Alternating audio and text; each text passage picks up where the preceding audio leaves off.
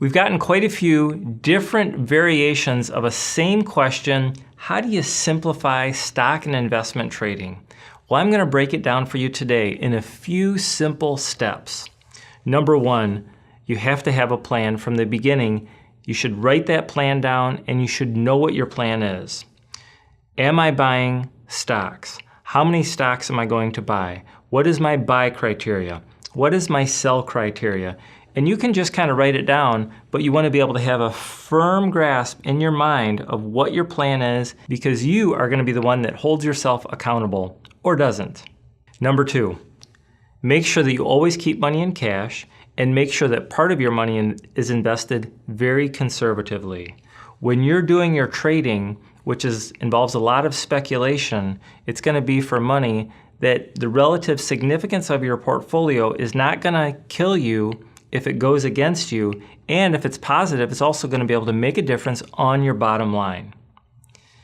The third tip is your buy and sell criteria cannot be based on emotion. You should have predetermined buy criteria and predetermined sell criteria. And when it crosses those thresholds, do it.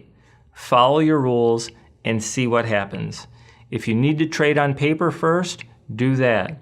But when you are developing your trading skills, if you're not following your own process, you'll never know if you can be successful long term.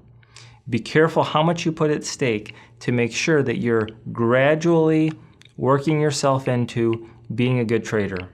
Next, how do you decide what to buy? Just because a stock has broken through new levels, like the Investor's Business Daily model, isn't necessarily bad. In fact, they only recommend when it breaks through patterns that it's established in the past.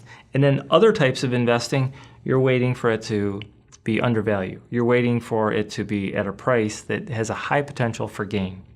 The final and maybe most important aspect is being able to take time on a regular basis to reflect on what you're doing, how it's going, and how well you are performing. Don't mystify yourself. Don't pretend like the market is against you. Don't pretend like it's going to be okay if you're having a hard time finding winnings in the strategy. What's most important is being real with yourself. The scoreboard never lies over time. Every once in a while, you must look at the scoreboard and see what the score is, which means you must look at your account values and see how you've made progress. Don't let your highs be too high and don't let your lows be too low. Happy trading. All right, we've got some more good stuff for you. Our own Chief Investment Officer has put together some simple trading tips for you to keep in mind, and we're going to give it to you for free. Click on the link below. You'll get this free resource and you'll open up the door to see some other resources that maybe you haven't even asked for, but you think would be a great value.